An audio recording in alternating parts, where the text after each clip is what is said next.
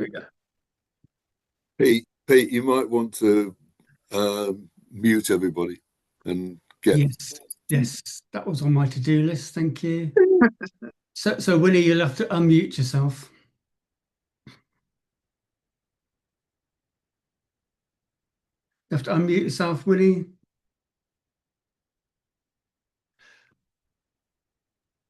Good. Can you? What are you seeing on the screen currently? Are you seeing like my full Yeah, version? we're seeing your slide now. Quantum computing, the world's most incredible. Oh, perfect. And just one slide, no side. Okay, thing. Because hold on, it seems to be sharing the wrong thing. But you don't see the preview on the side, right? You just see the slide. Is that right? That's right. Yeah. Oh, perfect. Okay, fantastic. Good. Very nice. Thanks for inviting me, and super happy to tell you a bit about what we do, building practical quantum computers. I love questions either during the talk or after the talk, so feel free to raise your hand or let maybe Peter know, and then he can pass the questions to me. So what's quantum computing? It's a pretty powerful, maybe even elusive technology that is capable of solving certain problems where even the fastest supercomputer might take thousands or millions of years to solve that problem. And so that's obviously an amazing proposition, an amazing opportunity, but unfortunately also extremely difficult to build these machines. So today I'm just gonna give you a bit of a tour of what we do, trying to make machines like that a reality. But let me start with the most important thing first, and that's to introduce some of the heroes that are actually doing all this work. So that's my group at the University of Sussex. They are doing extremely hard work day and night, making this possibility, and I should equally mention our funders. What we do is extremely expensive, and so we're thankful that there's so many funders that enable us to do this work. And so maybe let's go right to the beginning of where computing started.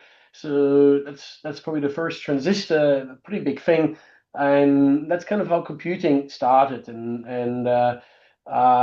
in classical computing, there's something called Moore's law, which essentially tells you how much smaller transistors become, or how many more transistors you can have on a chip. And so far that has been upheld fairly accurately, but when you make these transistors within a chip smaller and smaller, eventually you get to a limit where essentially the transistor doesn't really behave like a transistor anymore, and things start to behave according to quantum physics. And so some time ago, Intel and others announced maybe that is the end of Moore's law, and we need to come up with different ways how to enhance computational power. So the idea of quantum computing is actually not so new. It's really being proposed by a famous physicist called Richard Feynman, who pointed out that when you go to very small scales where you look at individual atoms, then actually these behave nothing like what we observe on a bigger scale. And so these atoms then behave according to quantum mechanics or quantum physics, and that's a pretty what's the word, maybe wild, counterintuitive, quite surprising theory with some quite amazing predictions. For example, that a mechanical object can be at two different places at the same time, or an atom can move forward and backward simultaneously. So imagine you parking your car, and rather than just hitting the car in front of you, you hit the car in front of you and the car behind you at the same time, and that can actually happen in quantum physics and with atoms. In fact, that's actually the very experiment I did during my doctorate 25 years ago, and we actually made an atom move forward and backward simultaneously. So there's other things like quantum tunneling, and then there's entanglement, which Einstein referred to spooky action at a distance, just because it's very, very counterintuitive. So for 30, 40, 50 years, physicists really investigated these phenomena and really tried to disprove them, because they sound so counterintuitive that Einstein and many others felt like this can't be right. And so people carried out experiments trying to find something wrong with that theory. And the fortunate or unfortunate truth is that actually they couldn't find anything wrong with this theory. And experiment after experiment, they confirmed all these rather surprising predictions. Maybe around 20 years ago, then people started to think, how can we tame these quantum phenomena to build new machines? And that was the birth of quantum technologies. And one of these quantum technologies is a quantum computer. And so a quantum computer forms very much a new type of technology, which actually has very little to do with conventional computing in the way these machines work. But one thing which is fair to say is that they probably will follow a very similar development trajectory as conventional computers. And so let's start by asking what can these quantum computers actually do? In short, they can solve certain problems that may take even the fastest supercomputer millions of years to solve. And if you're more mathematically minded, it changes the scaling of how long it would take to solve a certain problem. And now, what type of problems can be tackled by a quantum computer? There's a whole range of algorithms that targets different problems, such as search, trying to find data in a big set, or factoring. So if I want to factor, for example, 9, that's 3 times 3, I can do that in my head. But actually factoring large numbers is a really, really difficult computational problem. And the difficulty of that is being used to make encryption safe. So our current encryption essentially relies on difficulty of factoring numbers. There's other things like optimization. So, picking your best route to do all your shopping, all your Christmas shopping. Imagine you have like 50 shops to buy all these presents from. What is the fastest you can make it for all these shops, as an example? Machine learning. Simulating chemical reactions, creating new pharmaceuticals. Famous problem where quantum computers could make a big difference is to simulate a process called nitrogen fixation, which essentially is being used to create fertilizer. 2% of all of the world's energy is being used to make fertilizer. So imagine if you can make this process a little bit more energy efficient, how much energy we could save, and computers might enable us to make this nitrogen fixation process more energy efficient. Maybe more fundamentally, because quantum physics is really the theory that governs nature, so everything around us and any physical system, whether it's a material, whether it's a conductor, whether it's any kind of biological system, fundamentally all of them behave according to these laws of quantum physics. And so unfortunately, these laws of quantum physics are so complicated mathematically that they become very quickly intractable to run on a conventional computer. And in stark contrast, on a quantum computer, you can then run these problems and you could simulate some other physical system and derive a lot of benefit for that. So now we've heard about all the amazing advantages or promises that quantum computers may hold. Now, how do we actually go about building such a machine? And maybe we should start by just looking at thinking about how these things actually work. And so let's look at a classical computer. So classical computers store information in strings of zeros and ones. And so, for example, a word or a number is just a long string of zeros and ones. So we use bits, classical bits, to encode information inside a classical computer. Now, what's a quantum? In a quantum computer, we use quantum bits or qubits. And what's a quantum bit? Now, the strange thing, we've heard that an object can be in 2 different places at the same time. In quantum physics, that's called superposition. Now, a bit can be 0 and 1 at the same time. So that's a quantum bit. And that kind of is responsible for the tremendous computational power a quantum computer could have. And so let's think about what it actually means. So imagine if I have a really embarrassing bad memory stick, like the world's worst memory stick. Let's imagine I have a memory stick that can only really hold 2 bits, right? So that's a really, nowadays you have gigabytes and memory sticks now. Imagine you only have 2 bits. So I could then encode 2 bits into this memory stick, for example, 0, 1. Now my memory stick is full. So imagine if I have a quantum memory stick, then what could I encode into a quantum memory stick? I could encode all 4 combinations simultaneously. So 0, 0, 0, 1, 1, 0, and 1, 1. All of that I could now encode. So rather than, because a bit can be 0 and 1 at the same time. So now let's look at a comparison. In a classical memory, computer memory, 2-bit memory, I can encode 1 number, which is 0, 1. And in a quantum 2-qubit quantum memory, I can encode 4 numbers. So that sounds useful, but not very impressive, because 4 numbers and 1 numbers doesn't really give a big increase. So let's take this 400 bits, 100 quantum bits. Then in 100 100 classical bits, I could just encode 1 long number, so 100 bits basically. But now in a quantum computer, I can encode all these different combinations simultaneously, and so that's what I've written down here.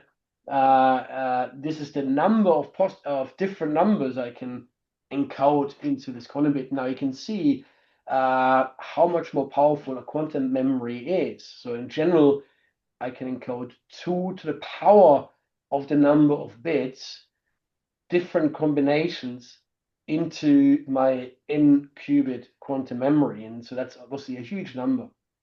And so the idea of a quantum computer then is that essentially by having all these numbers simultaneously encoded in my quantum memory, and then taking all these numbers into the processor, I may be able to get all the answers out simultaneously. And it's not quite as simple. It actually works a little bit more complicated. Happy to talk about this maybe in question time, but that gives you kind of a flavor at least of why quantum computers are very powerful. Now, where do we stand right now? So companies around the world have started building quantum computers. You've heard from IBM, and you can probably log on to IBM machine right now and use one of their quantum computers. And these operate with very small numbers of qubits. So maybe 50, 100 qubits, maybe 1,000, but that's pretty much where we are right now as the maximum number of qubits in any kind of quantum computer ever built. The challenge is that, so that's unfortunately, because there's errors in quantum computing. If you just use a bunch of quantum bits, then very quickly the errors that will happen during the operation of these quantum bits will accumulate up, and eventually this thing won't work anymore. And so we call that the noisy intermediate scale quantum devices regime, because that essentially tells you how that quantum computer would operate essentially. And after a certain number of quantum gates or calculations, that machine wouldn't work anymore. So people came up with a way how to essentially solve the problems of these inherent errors that happen inside a quantum computer. And they came up with a way how one can correct these errors. And the good news is that actually works. And what this is called fault-tolerant quantum computing. And so theorists have shown that this is really a way how you can build an arbitrary large quantum computer and compensate for all the inherent errors that the qubits will always have. So that's the good news. There's also some bad news. Bad news is that essentially in order to do that, you need lots and lots of extra qubits. So in order to compensate for all the errors inside your quantum computer, you need lots and lots of extra qubits. And what do I mean by lots and lots? We might need 1 million or 10 million qubits in order to solve really interesting problems. And right now, any computer in the world has only 100 or 1,000. And so we are far away from quantum computers that can actually solve useful problems. So that's kind of the challenge. And so there's now different hardware platforms around the world where people try to build quantum computers. I'm going to show you what we do at the University of Sussex. And so I've already talked about Google and IBM, and they're using what's called superconducting qubits. And so these superconducting qubits are essentially circuits that are on a microchip, and this microchip has to be cooled to extremely low temperature, to minus 273 degrees Celsius. And then you can run quantum computations. And when you log on to an IBM quantum computer, for example, that's what they're using. So at the University of Sussex, we're using a different technology. We're using charged atoms or ions. And the reason why we're using charged atoms or ions is because these can actually operate at room temperature. So we use a different type of technology, and the advantage of that technology is that it can actually work at room temperature or with very mild cooling. And what that means is then we have a lot more cooling power available. That means we can work with a lot more qubits, because at higher temperatures, the cooling power is more significant. So what do I mean by cooling power? It's the ability to take power dissipation out of your machine. And so, for example, if you overdrive your computer at home, you have to cool the processor, and a quantum computer, that's the same thing. So it's the ability to cool, and at higher temperatures, you can get higher cooling powers, and that means you can work with larger numbers of qubits. And that's why we're using trapped ions, because we want to really build machines that can host not just 100 or 1,000, but millions or even billions of quantum bits. And so let's have a look at how these things actually look like. So this is a picture of what we do in the lab. So you can see these bright dots. Each bright dot is actually a charged atom or an ion, and these ions are held using electric fields inside a vacuum system. And I could give you now a physics textbook explanation of how ion trapping works, but I actually found accidentally a book by Tom Clancy, and while the book is obviously fiction and there's not much probably scientific about his book, there's actually one paragraph which is remarkably accurate. So I'm gonna shout it to you in this book. And he writes about quantum computing and ion trap quantum computing, and so he says in his books, you confine ions in webs of magnetic and electric fields, hit a trapped particle with a burst of laser light to send it into an excited energy state, then hit it again to ground it. That's your switch. Rows of ions in a quantum logical gate, giving you the smallest, fastest computer on Earth, neat, clean, and perfect. And surprisingly, this paragraph is actually quite accurate, besides the last sentence, which is a complete lie.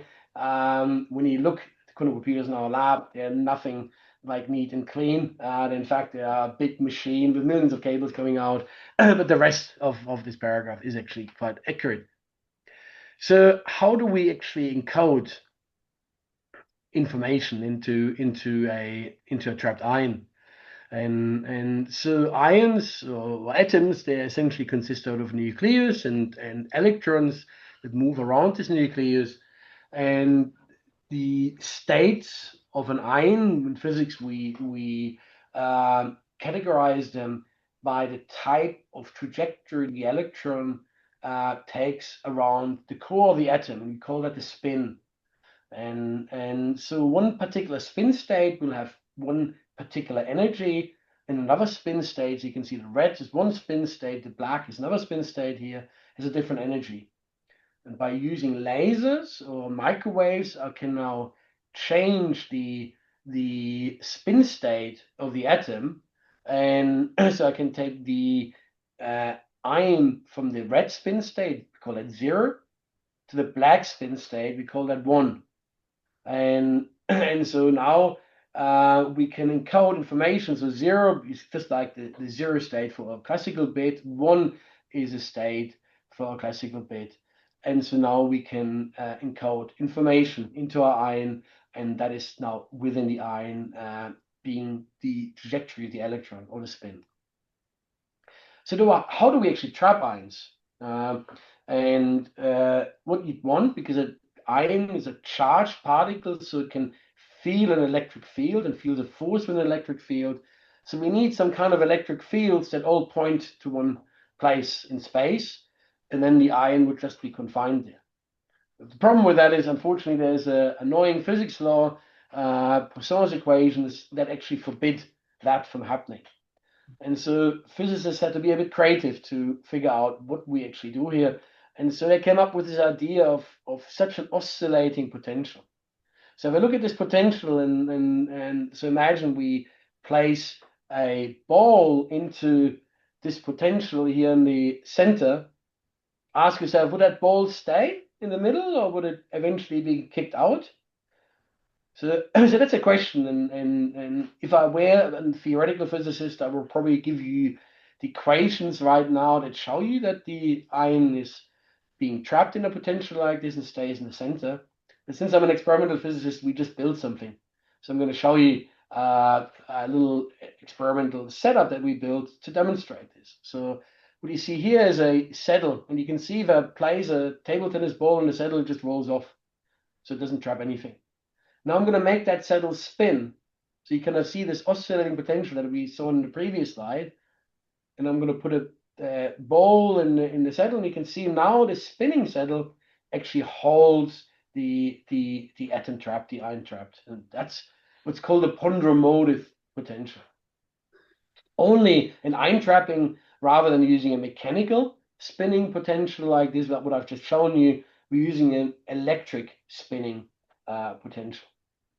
And now, obviously, we can trap the ion using electric fields, but remember, an ion is a single particle, and so all the air, all the molecules in the air would hit this constantly, would mess all this up. So what we have to do is we have to place this inside a vacuum system.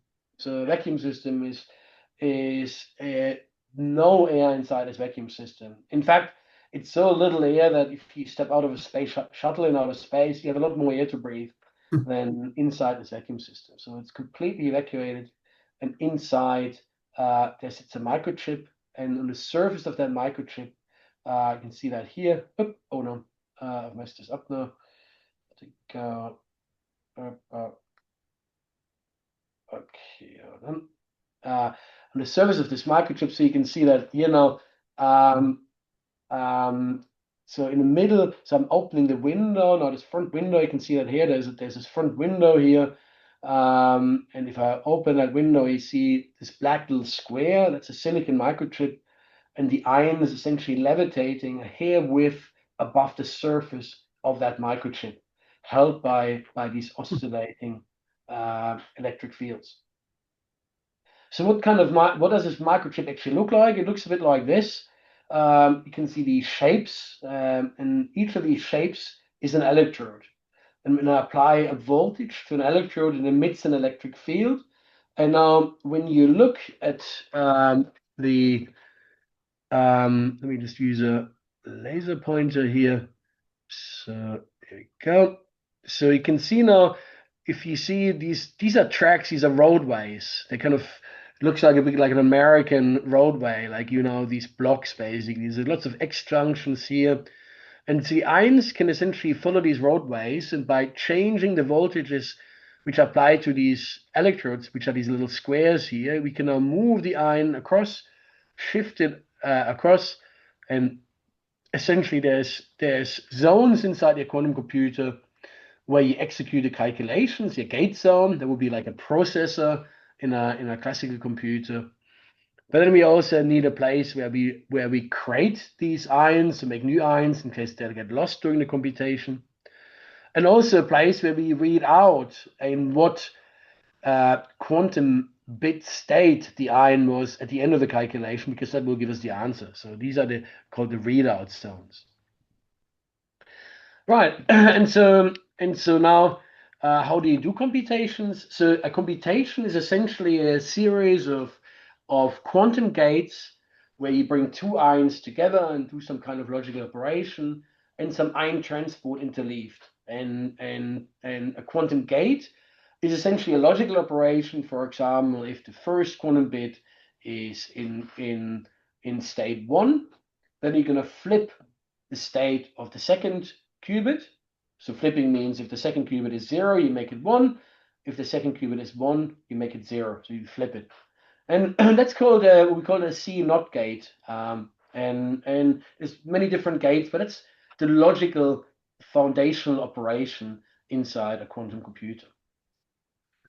Good. And so in using trapped ions, people traditionally used laser beams to make such a controlled NOT gate. So they would focus 2 laser beams on the position of 2 ions, and that would enable one to make a logical gate operation. The problem is that imagine if you have 1,000,000 qubits and you have to align millions of laser beams with an accuracy of a small fraction of the width of a human hair. So it'll be very difficult. And so what we invented at Sussex is a whole alternative way to build quantum computers, where instead of using these millions of pairs of laser beams, we apply voltages to a microchip, making use of microwave technology. And so microwave technology is actually, you all use microwave technology probably right now. Your mobile phone is based on microwave technology, and so it's very similar what's in your phone, actually, what we're using here to make computations. If you're very interested in the physics behind this, there's a paper reference which kind of explains how this goes. I won't go into too much detail, but essentially the big breakthrough that we made here is that we developed a technique that works using global fields. And what that means is that independent of whether you have a quantum computer with 2 qubits or with 2 billion qubits, you need the same number of microwave fields. And so that's really useful, because when you want to scale quantum computing to large qubit numbers, then it's very, very useful if you don't just also have to have 1,000,000 laser beams, because then it becomes very unwieldy or very difficult to build a practical machine. And so what we actually do with our quantum bits, and I don't get into so much detail, we use a technique to essentially tune them, every ion, into globally applied microwave fields, just like with a radio transmitter. And by doing so, we can essentially create a scheme where we just apply a voltage, and that voltage then executes a calculation. Very happy to talk this through in more detail and in questions if people like to understand this more closer, but I thought I can leave it at this right now. So now we solve one problem, and we can, on a single chip, we can make quantum computations. But the question really is how many quantum bits one microchip can actually hold. And even if that's 1,000 or 10,000, that's not enough, because we need much more quantum bits. We need millions or billions. So what do you do when you want a practical large-scale quantum computer? You have to have some kind of way to make this machine modular. So to consist of many modules, where every module, for example, might be a chip, each chip then holding maybe a few hundreds or few thousands of quantum bits. And so the University of Oxford pioneered a very famous way to make a modular quantum computer, and they came up with the idea of connecting quantum computing modules. So you can see here one of these modules here and another module here, and they connect them with optical fibers, and using some physics technique which was invented in America, they can now entangle an ion in one module with an ion in another module, so they can connect qubits between modules and do calculations like that. The only challenge is that this goes extremely slow, very slow. So essentially 250 connections per second with an error of 6% or fidelity of 94%. So it's quite error prone. And so at the University of Sussex, we said this is just a terrible way to do things. And so we proposed in 2017 a technique of using electric field links between microchips instead. So where essentially you shape the electrodes on the edge of each quantum computing module in such a way that you can simply move an ion from one module to the other module. And in principle, you could do that with extreme speed and with rather simple engineering. So that's kind of why this is something we proposed in 2017. At that point in time, people didn't think it's possible or can be done. And the best way to demonstrate that something is possible and can be done is for physicists just to build it and to see that it works. So we built it starting in 2018. We built a machine, a prototype quantum computer. You can see a picture of that machine. And when we zoom into that machine, you see these two microchips here, one microchip here and one microchip here. And there's a little gap in between. We zoom in closer, you can see that gap. And so we prepared essentially an experiment where we wanted to demonstrate how well this can work. And the good news is it worked immensely well. So 2 years ago, we published the end result, and we managed to improve the record that was previously held by the University of Oxford quite significantly in terms of speed. So Oxford made it 180 connections, so links per second. We managed to get this up by more than a factor of 10, so 2,400 connections per second. But what's most impressive is the fidelity. So fidelity is 1 minus the error. So Oxford managed to do 94%. We managed to get 99.9999993%. So that's our machine, the error of our machine is 1 million times smaller than the error of the machine that was built at Oxford. And so you can see these numbers are so immensely good that they're actually suitable to build a large-scale machine. And so I'm going to show you the experiment now. So you see two chips here, and you see the ion here, and now it's moving back and forth thousands of times between the two microchips, and eventually it stops here, and then we're going to move it again. And in order to just measure the reliability, even for this distance here is only 600 micrometers, we let the ion move for 10 kilometers back and forth, just to see how reliable that actually is. This is how we got to this tremendous high fidelity or accuracy of this technique. So that was a big breakthrough because it showed like with a very simple new technology, you can actually make quantum computers modular and with that actually go to build larger scale machines. So now how do we go about building an actual quantum computer? So as I said, in 2017, we led a consortium made up from Google, Riken, Aarhus, and Siegen University to write out an industrial blueprint of how you go actually building a 1 million qubit quantum computer. And so the way that would work is by, we've already seen this, building a microchip with an X junction like this, where the ions and it can move along these tracks here. And so that's the concept, and I can show you the actual microchip that we've developed here. So this is a microchip where the ions essentially move around these X junctions. And so the idea is to build full electronic quantum computing modules here, where you also integrate some of the electronics into the device that enables you to generate all these voltages. Remember, you have to produce a lot of different voltages in order to have full control of the ions. And so here you have digital to analog converters integrated, ASIC electronics integrated to generate all these voltages. So the ions are levitating on the surface here above this chip here. Now, there's a lot of electronics in there, classical electronics. You need to cool that, so there's cooling electronics in there. And so if you look at this kind of scheme, it actually looks very similar to the cross-section of a classical computer chip, which is also a multi-layer design with lots of transistors essentially. But obviously here the functionality is quite different, and the qubits are actually levitating on the surface of this chip just above. So I want to bring all of that together now in a little film, a little animation So you can see kind of how such a quantum computer would then operate. So you start with this microchip, and you load, inside this loading zone, you load 2 ions.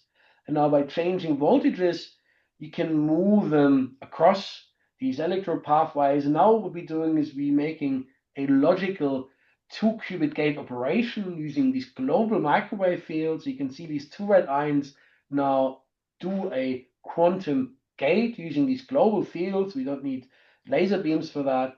And once that is done, maybe you want to read out the state of one of these ions. And if you want to do that, we use still a laser beam, but it's a global laser beam that interacts with every readout zone on this microchip, and there will be hundreds of that. So that reduces, that is just one beam that is being used across the machine. And you can see now a computation essentially looks like all these ions moving in parallel, executing quantum gates in parallel. So it's essentially like a game of Pac-Man in a way. Now, once you get to the limits of the size of a wafer of a microchip, then you make yourself such a quantum computing module. You can place it on a frame, and then you add a second module, and you place it next to each other. And if you place these modules next to each other, you can make use of electric field links. These links only work when these modules are reasonably well aligned. So now we can't shuttle the ions across because the electric field links don't really work. But now by moving these 2 modules fairly nicely aligned close together, we can now just move the ions from one microchip to another. And what it means is you can now add more and more of these quantum computing modules together. That would give you then essentially an arbitrary large quantum computer to build. So that's the work at the University of Sussex. Now, universities work on essentially making scientific breakthroughs and coming up with new ideas. But universities are not really a good place to build big machines or hire engineers and things like that. You really need a company for that. So in order to actually build quantum computers in 2018, we founded a company, Universal Quantum, which essentially works on building and constructing large-scale quantum computers. And so we are now based in close to Brighton, Hebbets, but also in Hamburg, in Germany, and in Denmark. And in fact, in Germany, we've been awarded one of the largest quantum computing contracts in the world to build machines for the German Space Agency. So we actually building machines using this technology. We've also being awarded the Institute of Physics Startup Award. Bloomberg identified us as one of the top 25 UK startups to watch. And maybe what makes me personally really proud is that we've been placed on the Sunday Times Best Places to Work list. Obviously, what we do is awesome. It's really fun to build practical quantum computers like that. So that's kind of how far I wanted to go with that. So obviously you've seen that quantum computers hold a lot of potential, but on the other side they're also very far away from realizing some of these practical applications. And you probably hear a lot in the media where people say, "Oh, this is another big breakthrough," but realistically, the quantum computers are much too small right now to do useful things. And so that's kind of why we're working really on making much bigger scale quantum computers with millions of qubits, which can then solve some of the really interesting problems quantum computers are known for. What we use is a technology based on charged atoms or ions, and particularly we've invented a way to make use of microwave technology in order to scale that technology to really large numbers. So if you are interested to learn more about that or get involved, there's lots of different ways to maybe learn about this, or even get involved in. We have lots of PhD positions and staff positions in both in the university and in the company.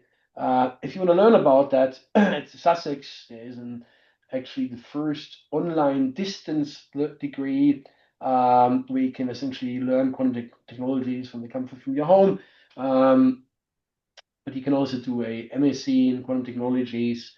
We have the first quantum technologies degree definitely in the UK and possibly in the world, where undergrads can actually work in one of our research groups to do research from day one of their degree rather than waiting for the fourth year of their degree. So we're really trying to get people involved in research as part of the undergrad degree.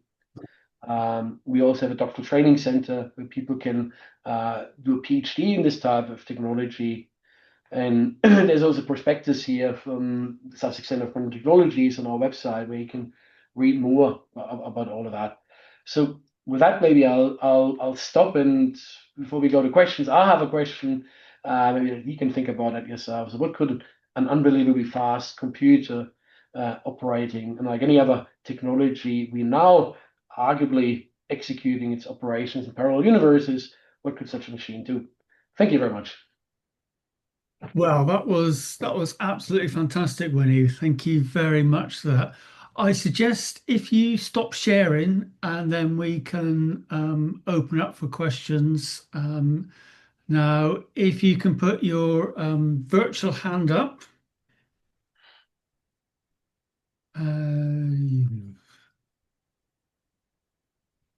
No, rather annoyingly. There you go. If you can put your virtual hand up, then I'll invite people to ask questions. So, as predicted, Neil is first. Do you want to go ahead, Neil? Yeah. When you're scaling up, what happens to fidelity? Does it still maintain itself at that sort of level, or is the superposition, collapse more? Yeah, this is a really good question, and actually very much sits actually very close to both our company philosophy and the philosophy of our approach. So what a lot of companies do, they build small scale machines, and they do a lot of beautiful things, like you see this in the news, like with IBM, with Google, whatever not. But that technology would not work at a million or billion qubit scale. And so they kind of build toy quantum computers, which do work and where they show their fidelities work. But then the technology solutions, these technology solutions would be ridiculous at that large scale. So we go in exactly the other way, exactly according to what you just brought up. We say we develop the technology of the million qubit scale first, and then essentially demonstrate all the fidelities and all the system specifications. So that's kind of where we are very different to maybe other stakeholders in the field. I mean, let me give you maybe a second physics answer to your question as well, and that is like, is there any fundamental physics limits that would, make a quantum computer decohere when you go to large numbers of qubits or something? And there were a lot of people thinking that might be the case in the early days of quantum computing. And in fact, people were so negative that I thought this can't be done at all. That is somewhat solved by the idea of quantum error correction. So quantum error correction essentially corrects these errors on the run. So you don't wait till the end, you constantly correct them. So that's a really good news. So this really works, and we have lots of scientific demonstrations now which demonstrate that quantum error correction works on a small scale, and works on a small scale, then you just have to add more modules and work on a large scale. So that's the good news, but I should also be honest, there's a bad news as well, and that the bad news is none of the current technologies will really be able to work like that, because now you're suddenly going to have a million qubits rather than 1,000. And so that's the reason why you need to really think about how to make a technology that then operates at that scale. For example, superconducting qubits, you couldn't even have cool enough chips in order to have a million qubits. So that's really hard. So Google estimated you would need 10 football fields just to have the microwave sources for that technology, and then you haven't even built the fridges that would host these qubits. So that's why you really need different technologies to work at that scale. But the good news is, in principle, it's possible. It's engineering-wise hard work, very expensive, will take some time. So you won't have a quantum computer tomorrow or next week, even for maybe many hypest companies or stakeholders in that field will want you to believe that is the case. but there's a good chance in the next 5 or 10 years there's going to be quantum computers that can actually do really useful things. And is that very much based around the proximity, the closeness of everything? So you're not trying to use transportation to any degree other than very, very close transportation mechanisms then. That's right. There's only transportation inside a quantum computer. We're not making the quantum internet. Here at Sussex, actually, we have one of my colleagues is actually working on building a quantum internet so he's translating the spin state of an ion onto that of a photon and sends it through optical fiber. But that's weird. We don't want to do that because we want to actually build small quantum computers. I mean, relatively small quantum computers. So actually, everything, all these transfer processes are on a very small scale within that very limited size quantum computer in order to just do the calculations. And that's all I want to work on. That's hard enough to build a quantum computer with millions or billions of qubits, and everything else, a quantum internet, will come after. Yeah. And can I ask one other little thing about entanglement? Are you using entanglement as a gating mechanism, or? So when I say we do a 2-qubit quantum gate, we actually entangle ion 1 with ion 2. So yes, entanglement is at the very core of quantum computing and is one of the ingredients that makes quantum computers tick. Okay, yeah, fine, thanks. John, got your hand up next. Following on from that, I mean, how long do the qubits retain their coherence? So that's a really important question. So in quantum computing, coherence means like how long does a quantum state live till it gets destroyed? And there's different quantum computing hardware platforms that have different coherence terms. For example, in superconducting qubits, technology that is used by Google or IBM, the coherence terms are maybe 1 millisecond. So for our hardware platform, these are trapped ions. The coherence time, if you do an utterly terrible job and don't shield anything, as what we do right now in our lab, it's around a second. If we spend a little bit of time, maybe putting mu metal encasing around your experiment, it can be up to an hour. So trapped ions have a tremendously long coherence time, and that's why they are the leading candidate right now to build quantum computers, because the coherence time can be so long, and that means quantum effects can survive much longer. Alan, you're next. It's a fascinating technology and one that I've not come across before. My previous experience or knowledge of quantum computing involved very low temperatures. Now, if you need very low temperatures, you're not going to get inexpensive computers widely used, quantum computers widely used. But if you can get a quantum computer that operates at room temperature, is it reasonable to assume that they will be much more widely available in the future, and it won't be long before I can have one on my desk? Okay, so it's very good. It's a very, very good observation you made. Cooling is incredibly important, or the requirement of cooling. And as you correctly noticed, the machines that you've heard of from IBM, from Google, these are superconducting qubits, so you have to be cooled to not just minus 273 degrees Celsius, but actually even lower, to actually millikelvin temperatures, to essentially thousands of a degree above absolute zero. And what that means is you have to use up a lot of energy just to cool the tiniest, smallest thing to that temperature. And what it limits you is it doesn't just make quantum computers expensive or not available for a wider bunch of people. It actually stops you from having enough quantum bits, because while you can build such a machine for 100 quantum bits, there's not enough helium on the planet to build such a machine for 1,000,000 qubits. So what we do is use a technology that essentially works at room temperature. Now we're actually cooling it mildly to liquid nitrogen temperature, but that has nothing to do with the qubits. It's actually silicon. We use silicon microchips as a higher heat conductivity at liquid nitrogen temperature, and so we can get the heat faster out of the microchip. And so you're absolutely right, that makes it a lot cheaper. It makes it a lot smaller.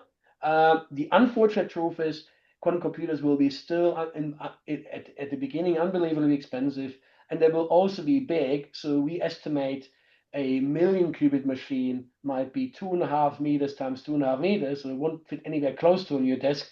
Depending on your basement, maybe you might just about fit in your basement, but then you also need a hell of a lot of other stuff in your basement. So think of quantum computers not a computer that will replace your computer at home.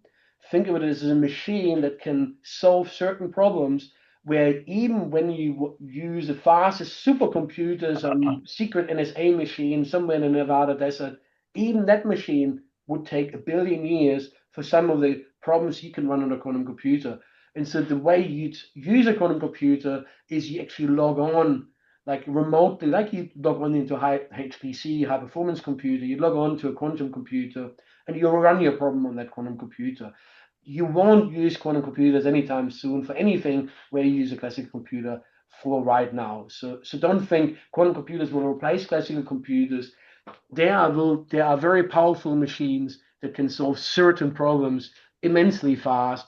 So imagine you work in drug design, make new pharmaceuticals, and you want to simulate how, when you make drugs nowadays, it takes you 10 years to make a new drug, costs you in excess of 1 billion to make such a new drug, and 99% actually fail on the very last test with humans or something, and you have to discard all that money and all that time. A quantum computer could maybe do that in 3 years and a fraction of the cost. And that's the kind of problems you use a quantum computer for, not for your home application. But you would expect with this technology, the ion technology, the development to be increasing pace, really. Yeah, I mean this really moves up extremely fast. So Yeah. we are trying to create a whole quantum Silicon Valley in Greater Brighton. There's lots of activity around the world, lots of investment in quantum computing because obviously it's such a disruptive technology. So this there was maybe when I started, people rolled their eyes at me and just said, "There's no way you can ever build a quantum computer." And when people tell me I can't do something, this is very exciting. Started in high school. I'm straight on this. And so I started 20 years ago, 25 years ago, saying, actually, I'm going to build one. And now things have changed. And actually, people are very serious about it and realize it can be done. In trapped ions, we really crossed kind of the boundary where you don't have to make massive physics breakthroughs anymore. It's just a lot of integrated engineering, very expensive integrated engineering, and it will take some time. But I think one can be fairly sure we will have quantum computers. It's just not quite clear when exactly we will have tackled all the engineering challenges. Okay, thanks very much. Okay, I've got PM Whack next. I don't know who you are, so perhaps you can give us your name first and then ask your question. Yeah, hello. Hello, can you hear me? Yeah, can you hear? Okay. My name is Paul Massam. I'm that WAC, I'm afraid, is Weymouth Astronomical Society. It's nothing to do with this. Basically, I have a question which is much more general. Right at the beginning, your first slide said that a quantum computer could simulate any physical thing. And there are 2 things really I want to ask. One is, if you consider your brain to be a physical thing, is it more likely that you'd be able to make a quantum computer that was conscious as opposed to a conventional computer? And in what sense can quantum computers do things that conventional computers can't theoretically, given enough time? And if so, why? So that's a lot of questions. So let's start with the first thing, with the first question. That is like any physical system. So you're absolutely right. A biological system is a physical system. It's just a very complicated physical system. And now, the more complicated the physical system becomes, the more difficult to simulate it. So I should be very clear in saying, in principle, simulate any physical system. The more complicated the physical system becomes, maybe it's not necessarily possible to simulate the system in its entirety because there would be too many atoms involved, for example. Like you could maybe simulate a subset of that physical system. And people are wondering, for example, whether quantum phenomena contribute to the function of the brain. There's a lot of scientific discussion about that, where people think, is there quantum physics in the brain, or is this a purely classical process consciousness? So there's a lot of discussion, and there is not yet proof that quantum physics is a key ingredient in consciousness. So that's the first thing. The second thing I should say is that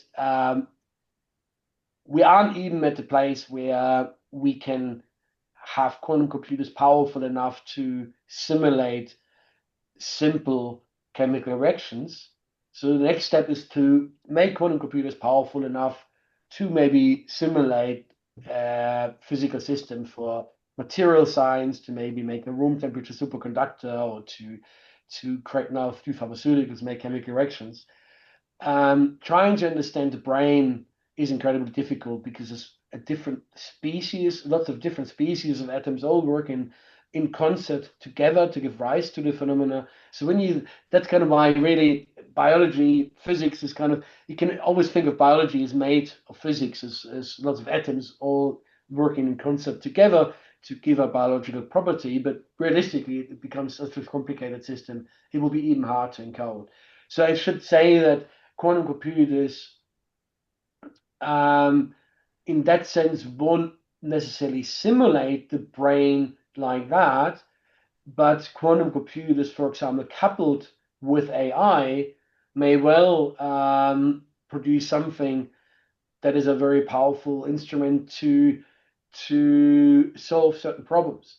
Now, in AI, already we're starting to get a lot of discussion about consciousness and whether AI can develop consciousness and what is consciousness.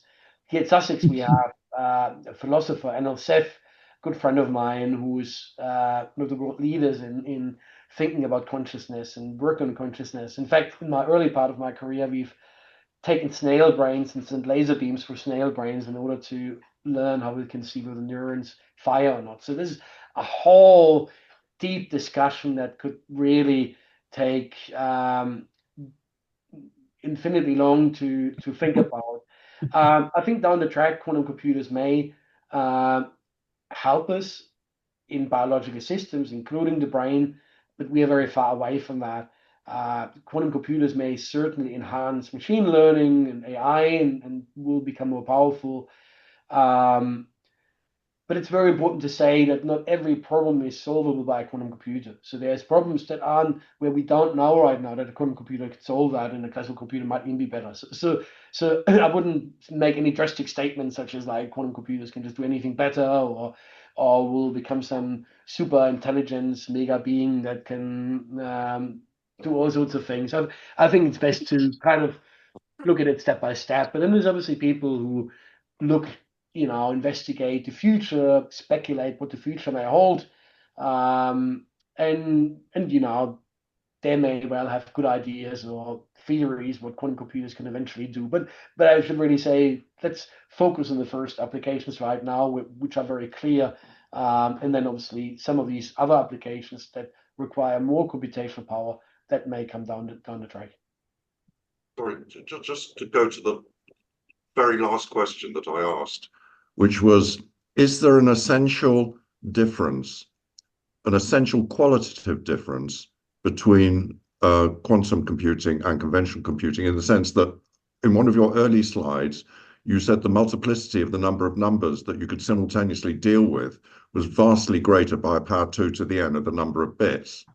Now, that seems to be that if you just had a big enough conventional computer, you'd be able to do everything that the quantum computer could do. Is that correct? Yes, that's correct. So it's basically a conventional computer can do anything a quantum computer can do. It might just take 1 billion years. And the reason why quantum computers are so much faster is because essentially you do simultaneously a lot of different calculations. But it doesn't mean a conventional computer can't do that. It would just take it an extremely long time. I don't think sorry, the quantum computers cannot, the quantum computers cannot do anything that a conventional computer can't do. So if the conventional computer can't simulate the brain, the quantum computer can't either. So it depends. When you say a conventional computer can't simulate a brain, where you take that statement from. If you take that statement from saying a conventional computer is not powerful enough or current conventional computers are not powerful enough to simulate into the brain, then you cannot apply that logic. If you say there is a fundamental scientific reason why no conventional computer, independent how big a size you could have, if your conventional computer is the size of the whole planet, could it then simulate the brain? That's the question. So we usually differentiate between something being intractable because of the power of the particular machine, or that it's intractable because fundamentally you could not simulate that process. And I think Thank you. I think you've answered that question. It is, I was interested in the theoretical possibility, not the practical possibility. Thank you very much. Okay, Halting problem. next we got Peter Goodhue. Hi. Yeah, thanks for a very interesting talk. My question is amazingly simple. You've talked about ions all the time. Ions of what? Ytterbium. So people use different ion species for quantum computing, and ytterbium is probably nowadays the most popular one. I used to work with cadmium in the early days of my career. Ytterbium is very good because it has the structure of the atom, so the separation between the spin states is very far, and it means you can do computations with small errors. So we use ytterbium, and it's a metal, and it's you can buy it in small parts. You put it in a metal tube. You can heat up that metal tube, and you get neutral ytterbium atoms coming out of that tube, and then being photoionized to generate the ion. Okay, thanks. David. This one? Yep. Yes, right. I'm a newcomer to this. Thank you. A very interesting discussion.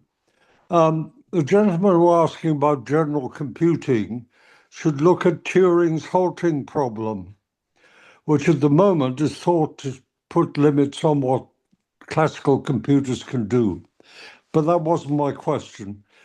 I've been trying to understand from the very beginning, when I first heard about quantum computing, how the hell are you going to program it to do anything? And I've been trying to read up a bit about it myself, and I find there was a remark of one of the articles about partial superposition. And I was just thinking, with your machine, which I found fascinating, by the way, can you achieve partial superposition between states of your computer? If so, how the hell do you do it? Let me just check with you. What do you mean by partial superposition? When because superposition means, when, for example, an atom is at two places, but then there's different superposition state. For example, the atom can be mainly over here, but also a little bit here. Something, is that what you mean by partial superposition, or what do you mean by partial? Well, exactly. I was hoping you could tell me what it meant. It seemed to me an impossibility. The whole point about entanglement is it seemed to me, it's either whole or it doesn't exist. How can how could it possibly partially exist? And it may be the article I was reading was ill-informed. So you're sounding as though they were rather ill-informed, and I'm going down a rabbit hole. So I mean, the term partial superposition doesn't exist in physics, but you could just ask yourself, what is a partial superposition? And maybe in a popular science book, people could imagine the factors that stand in front of the two states, for example, 0 and 1, if these factors are not equal. So rather than being an equal superposition where I'm standing, with 50% probability on the left, with 50% probability on the right, but I'm standing on both sides.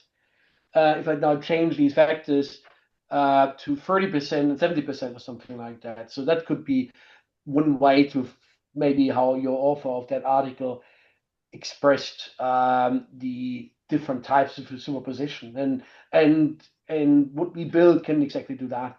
So this is essentially the what we call the amplitudes of the states that we encode, and you can choose these amplitudes freely and encode any kind of arbitrary quantum superposition state. So not just the state I referred to earlier, where I've got where I'm at two places at the same time with equal probability, but here I could have different probabilities.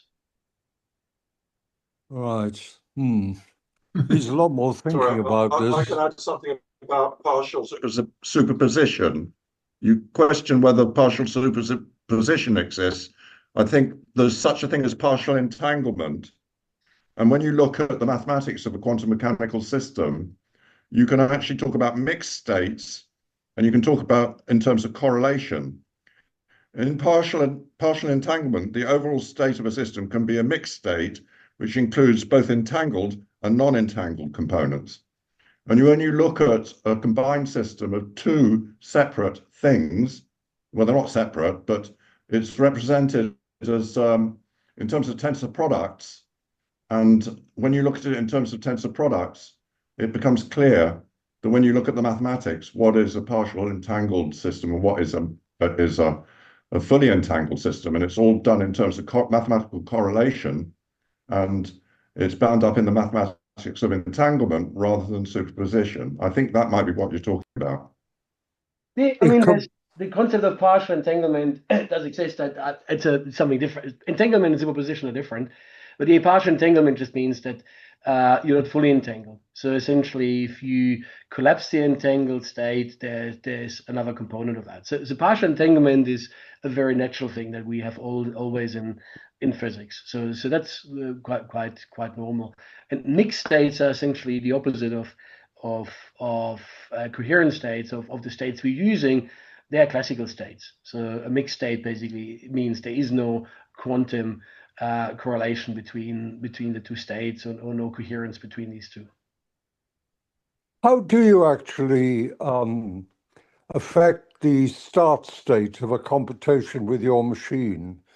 I mean, you presumably set up some sort of start state, and it then evolves to produce your solution. That's right. So this is something I haven't talked about.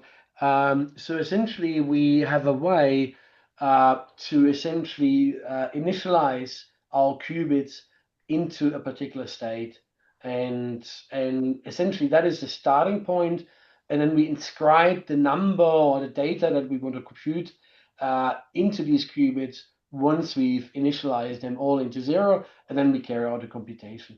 And we can at all times, it is a physical operation. We use a process called optical pumping that enables us to always reinitialize the qubit in a particular state. So we start there, and as we then undergo all these operations of the quantum computer, you can then essentially calculate the answer. Peter. Thank you very much for the presentation. I'm going to ask a really stupid question. Can you show me some quantum computing code, please? So absolutely. So the easiest way to look at quantum computing code, if you Google and just put in the word Qiskit into your search browser.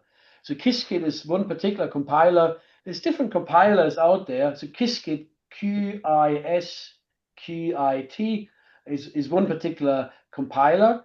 And what that does is, with that, you can actually program a quantum circuit. And now this compiler is then being translated inside your quantum computer in certain commands. So remember when I talked about a computation is essentially a series of transport operations and quantum gates.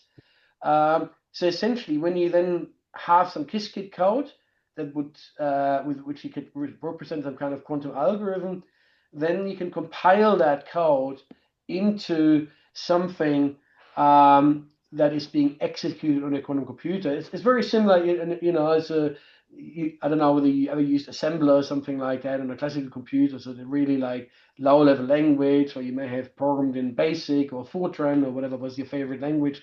The same thing happens in quantum computing too. There's programming languages that are very high level, that are very simple.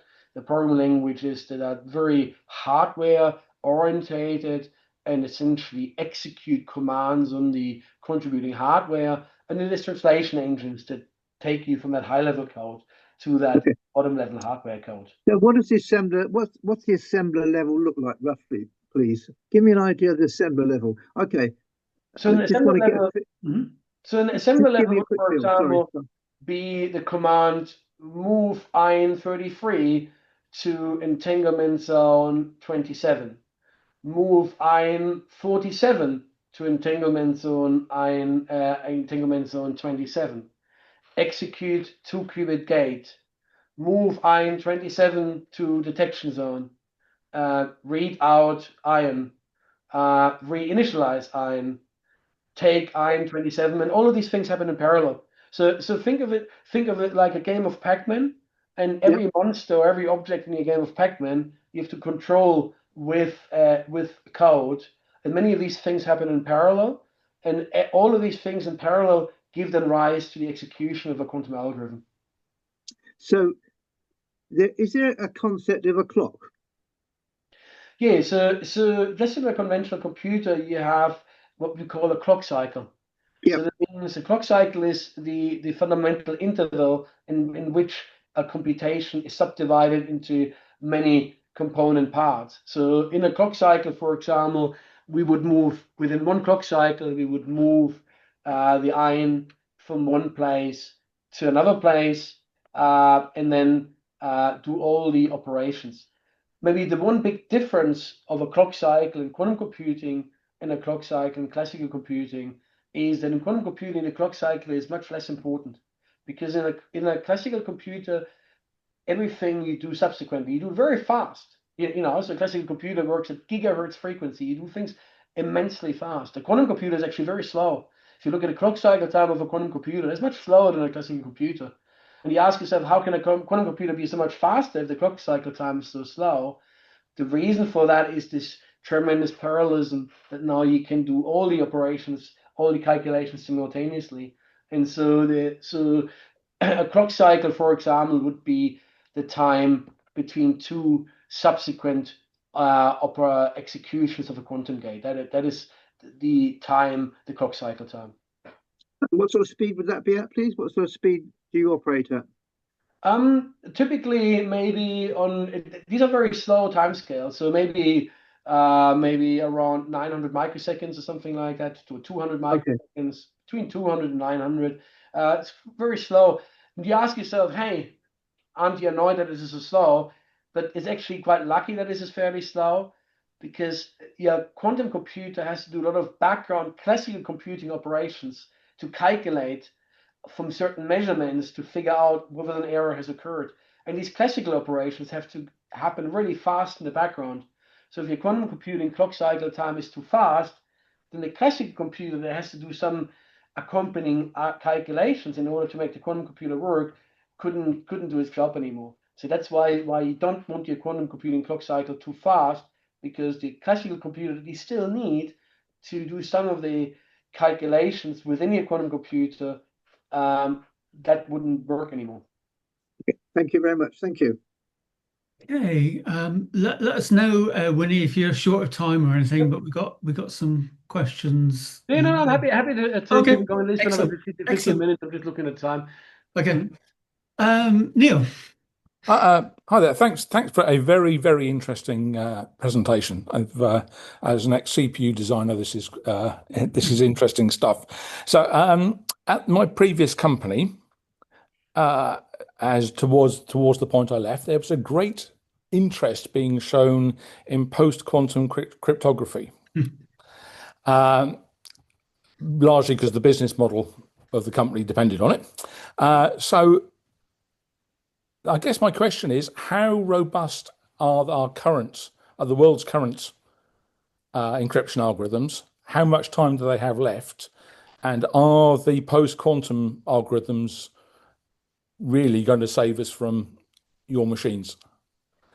Very good question. So essentially the time for RSA encryption or most of the current encryptions being broken is between 5 and 10 years time, I would say. Maybe Okay. maybe 4 or 3 would be very, very optimistic. But between, say, I'd say between 3 and 10 years if you want to really be sure. So what post-quantum algorithms are a way basically to encrypt information differently in such a way that there are no known quantum algorithm that can crack that encryption. Now, the problem with that is that you kind of like trying to predict the future of what somebody will come up with as a quantum algorithm for a quantum computer in the future. And so when you make a post-quantum algorithm, you essentially say, look, I'm very certain that nobody is going to be clever enough to find a quantum algorithm that could solve that mathematical problem that I'm using in order to encrypt my information safely. So nobody can give you a guarantee, but there is a certain gut feeling that because the way quantum algorithms operate, that maybe it would be very hard to find a quantum algorithm for that particular problem. But there is no safety. There is one way how to make information encryption really safe, and that is actually also using quantum physics. So there's a technology called quantum cryptography. It's actually the most advanced quantum technology. You can buy already a system today, and there's certain banks in Switzerland are being connected using quantum cryptography, where you actually use the laws of physics to make information transfer safe. So that is then really safe, provided you don't find loopholes, because you're using the laws of physics, and they are pretty hefty. You can't crack them. Yeah. So that's the only really truly safe way to send information. The other thing you should think about, and while your information is safe right now, I could intersect your information, and I can store it on my hard drive. And in 10 years' time, once I have a quantum computer, then I can read it. So that's maybe something people are worried about, that information that is being sent today could be read in 10 years' time. And there is ways you can come up how to make post-quantum fairly safe.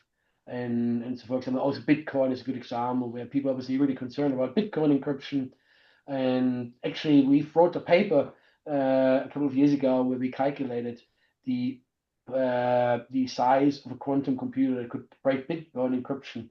And when we published this, it caused quite a bit of publicity. And actually, it was the first time I started working with Interpol, because they contacted us to read. Obviously, you can imagine why they really wanted to know how Bitcoin can be broken. The good news is that it takes quite powerful quantum computers to break Bitcoin. So we are fairly safe. We're even longer safe for Bitcoin, and we are safe. And you can then branch off Bitcoin in such a way that it becomes safe again once you know that quantum computers are around the corner. But there's no fundamental proof of that, of post-quantum cryptography, to answer your question. Okay, thank you. Thank you very much. Mike. Hi, thanks for a super presentation and a very interesting area. A few years ago, I read a popular science book that said that quantum computing, use of it to factor large numbers, would suggest the existence of parallel universes. So really, in the popular science realm, I noted you had a little footnote at the very end of the presentation, sort of hinting at that. So I wonder if the book is about 28 years old. So I wonder if thinking's progressed since then, if there's any thoughts on that aspect. It's kind of a philosophical thing rather than an engineering question. So I started getting into physics in primary school, actually. So I decided I wanted to be science officer on the Enterprise, and asked my mom, what do I need to study? And she said physics. And so that's kind of how I started actually with my career.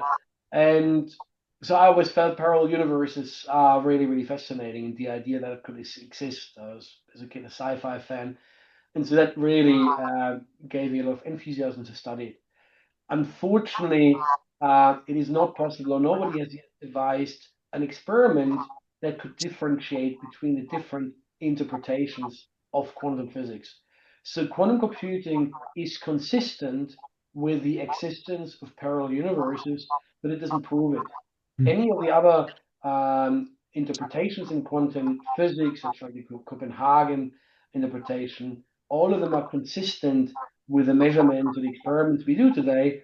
And unfortunately, so far, nobody's yet come up with an experiment that could differentiate whether we have parallel universes or whether the Copenhagen interpretation is correct. What that means is for physicists, we are actually not allowed to say anything here. It is now a science. It is a philosophy problem, not a physics problem. And so unfortunately, we cannot really make statements of saying, hey, yes, this is proof of parallel universe and not. Google made this claim and that was wrong. Hartmut Neven, when they did a demonstration, he said this is may tell us about parallel universes. That was wrong. You should have said it's consistent with parallel universes. So all of what we do is consistent with parallel universes. And I find it great to remind myself every so often that what I do every day in the lab may well be based on the existence of parallel universes. It blows my mind every time I think about that. But we cannot tell, and nobody's yet come up with a way how to differentiate. And so it probably remains a question in philosophy rather than physics. Okay, yeah, thanks. So there's an alternative possible explanation. So the jury's still out. Thanks for that. I find myself next in the list. I'm interested in scaling, Winnie. So, for example, if you're trying to solve a problem to, say, factor a large number, first of all, how would you, presumably part of that is to encode that large number in your qubits. And I'm wondering how that mapping happens. And secondly, if you wanted to factor a larger number, would you need more qubits to hold that large number? Or, how else does that scaling work? That's exactly right. So you already answered your question. So the bigger the number is I want to factor or to do a calculation with, the more quantum bits I need. And the first part of your question is, so how do I actually encode that number into my quantum bits? And that's kind of, you start again with thinking about,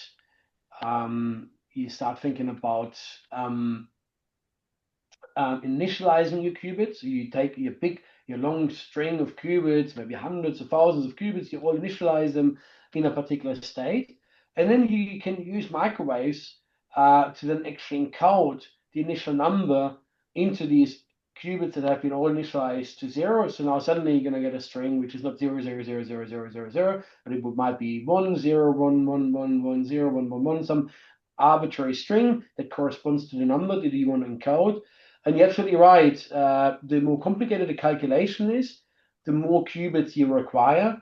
And because of quantum error correction, you need a huge number of qubits because you need to encrypt, you need to essentially compensate for all the ongoing errors, and that will take a lot of work. And so that is essentially, so the more complicated the problems are getting, the more quantum bits you need. And in practice, that means millions, 100,000 or millions of quantum bits. Okay. Yeah, I wasn't sure if one number would be represented by, maybe a probability distribution on one qubit or many qubits representing that number. So thank you for that. Mary. Mine's probably a very stupid question, Winnie, so apologies for this. My understanding is that these computers are probably aimed at very specific problems involving large numbers. They're never going to be, say, for the you and I's at home. How do you actually read the results and have confidence in the result? Okay, so how do we actually figure out what is the result of our quantum computer? And this is, remember when I showed this kind of blueprint and I showed this X junction, there was multiple zones. There was a gate zone or entanglement zone, there was a loading zone, and then there was a detection zone. And what we do is we bring these ions into the detection zone, And then in the detection zone, we can actually read out in what spin state the ion was. And now if the ion was in spin state 0, it might stay dark. If the ion is in spin state 1, it will fluoresce. And so that's how we can read it out. But we can only read out dark or so 0 or 1. And fundamentally, when the ion is in superposition state, if you were to do this multiple times, read out a state. So for example, if the ion is in the superposition state of 0 and 1, then if you were to read out 10 times, then 5 times you read out 1, and 5 times you read out 0.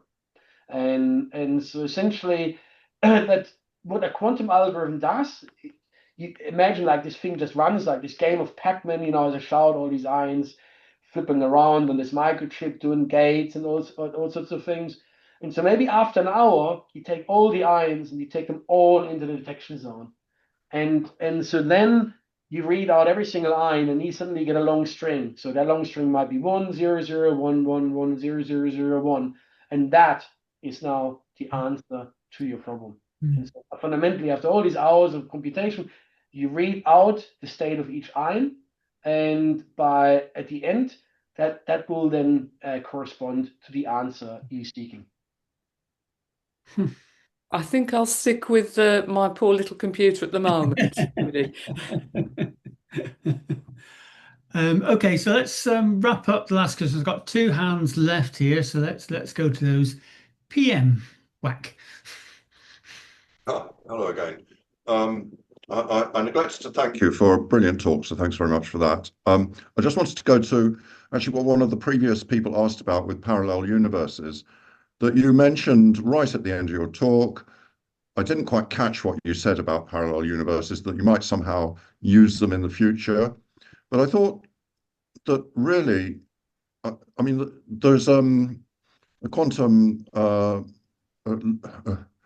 information theorist called David Deutsch at Oxford, who I believe very much believes in the Everett multiverse interpretation of quantum mechanics, and that in a sense, when you're considering the superposition of states, you're actually dealing with multiple universes anyway, according to the Everett interpretation. And I wondered in what sense you were thinking, because I believe that Max Tegmark wrote a book called The Mathematical Universe that talks about various different types of multiverse, many different types of considering parallel universes. And I wondered what particular type of parallel universe you had in mind for exploiting it with the future of quantum computing, please. Good. Thank you for that question. It's a very good one. So I should have been maybe more concise in my language. So for me, when I go in the lab and do what I do, and now that one of the interpretations of philosophical interpretations of why what I see in the lab is reality is that there could be parallel universes. And so that's why on my last slide, I said operating unlike any other technology we know, and then in brackets, arguably executing its operations in parallel universes. So what I'm saying is you can argue that's the case, and it's consistent with the theory of parallel universes. But it's not the only way a quantum computer could operate. A quantum computer could easily be understood with a Copenhagen interpretation or any other interpretation of quantum physics. So you're right that David Deutsch, when he invented his algorithms, actually wasn't so much interested in creating an algorithm that has a particular functionality, but he hoped that quantum computers could somehow provide the answer of what interpretation is correct. But unfortunately, so far, nobody has yet come up with a way how I can do an experiment in a lab which then would distinguish, is it parallel universes or is it something else? So fundamentally, parallel universes are consistent with the observations we make.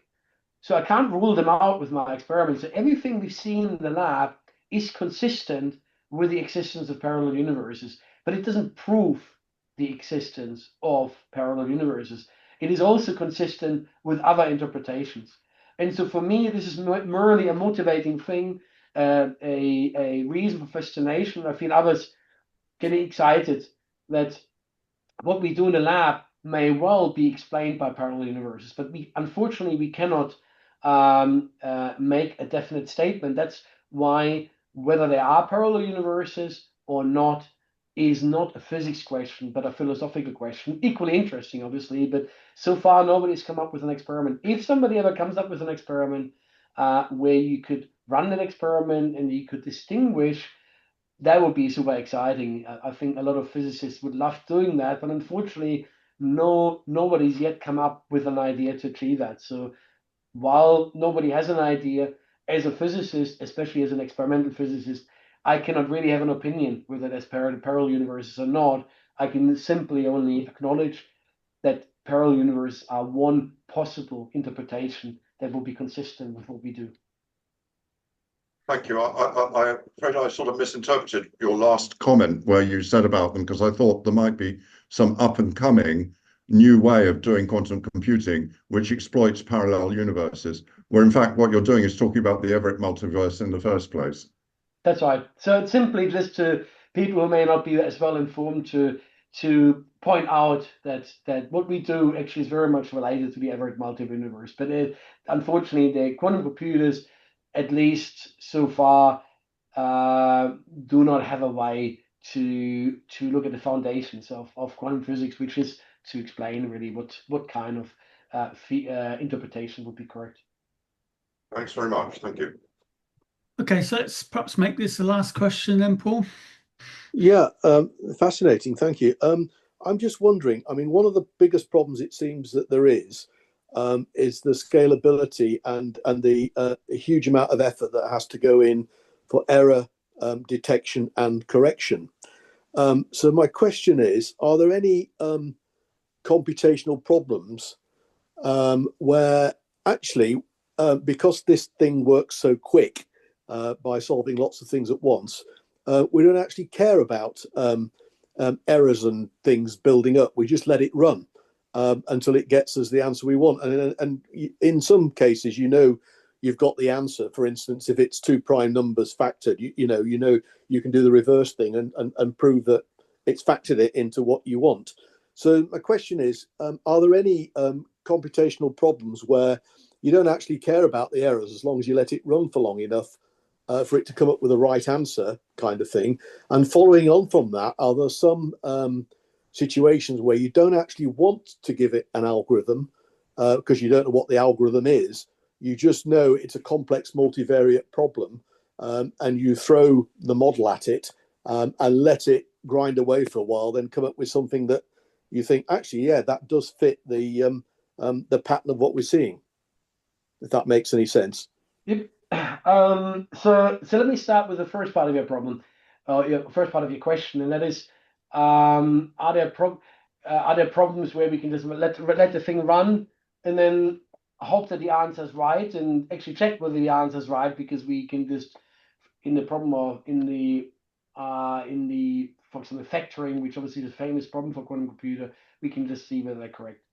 So if I want to factor 9, I can do that in my head. I get 3 times 3. But if I want to check whether my answer was correct, I just multiply 3 by 3, as you say, and I find the correct answer. Now, that doesn't go. I mean, you could obviously run a quantum computer, and then accumulate the errors, but it would not come up with the right answer simply because the errors would destroy that, at least not for the problem of factoring. Now, in quantum computing in the last few years, there was a lot of hype. And some of this hype, you would think hype is driven by maybe some small companies or some random crazy scientists or something. But actually, the hype was driven by Google, by IBM, and even by Microsoft. And the reason why that hype was driven is because their machines fundamentally are limited in the number of qubits they can host.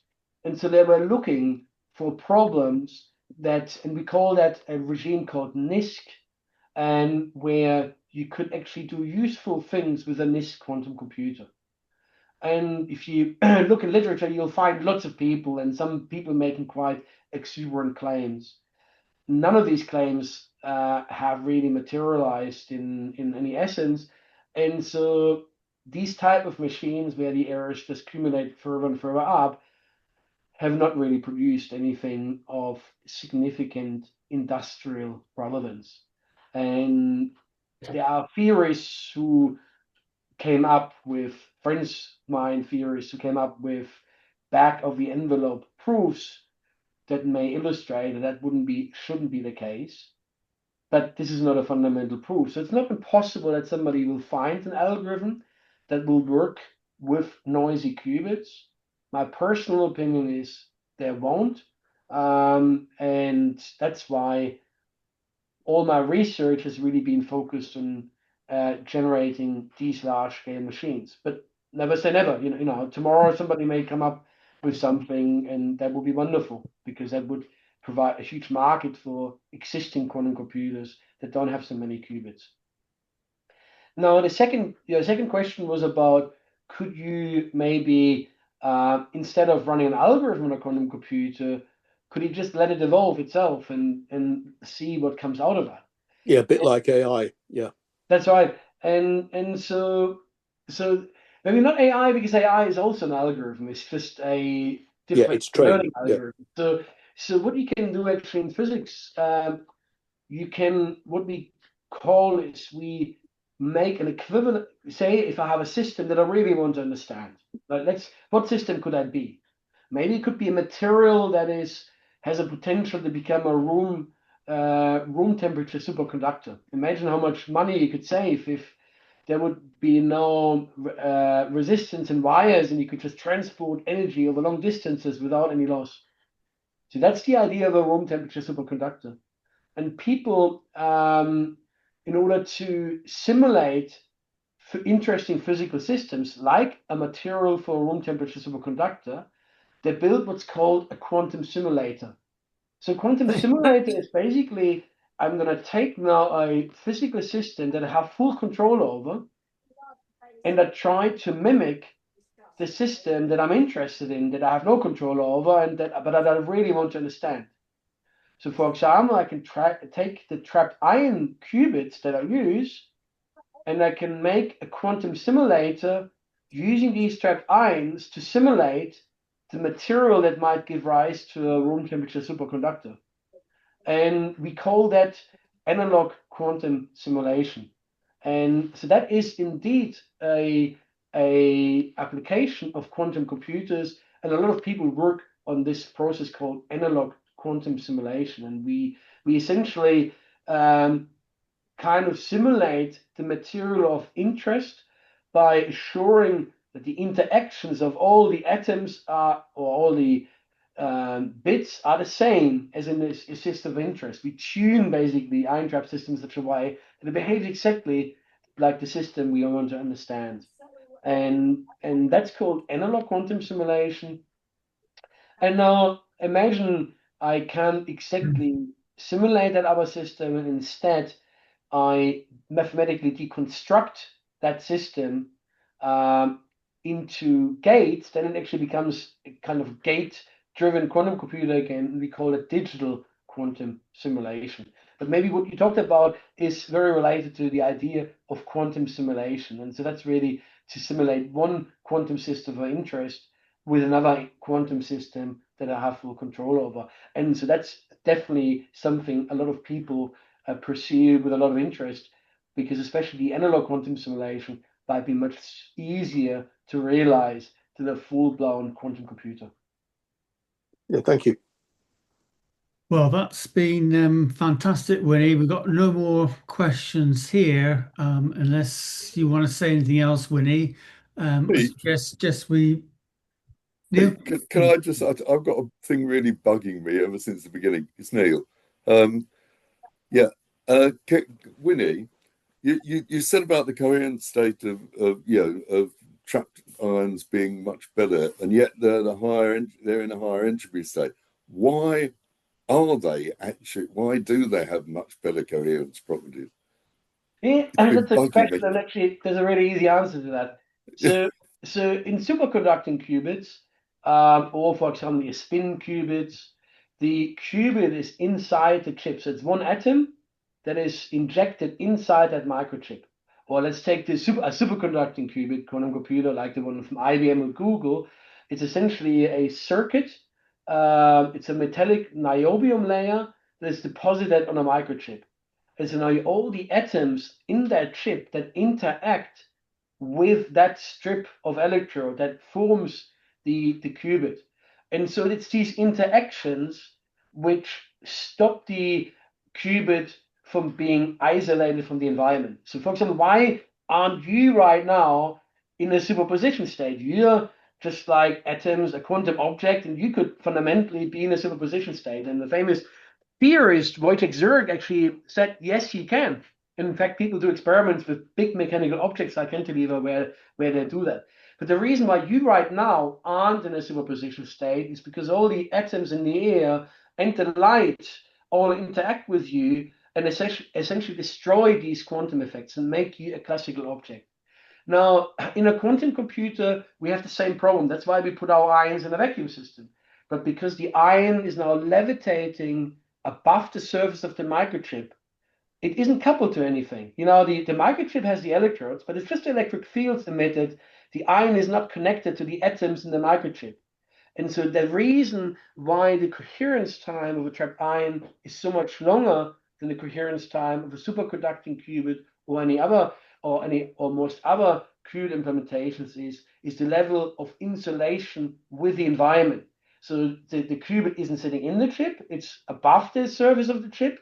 And now because we have the chip inside a vacuum system, there's no atoms moving around or air molecules moving around and hitting that atom. So in fact, we create this unbelievably perfect vacuum. And so essentially the ion is just sitting there, not coupled to anything else, and that gives rise to this long coherence time.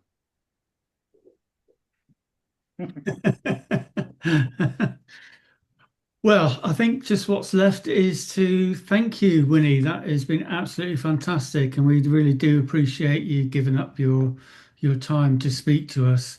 So perhaps if we can unmute ourselves and give Winnie a bit of a clap. Yay. Thank you, Winnie. Wonderful. Thank you. Brilliant. Thank you. Hope your research goes really well, Winnie. We're looking forward to the Thank next. you very much. Very interesting. Brilliant. Okay. Yeah. Thank you so much. Thanks Thank again. you. Bye. Bye-bye. Bye.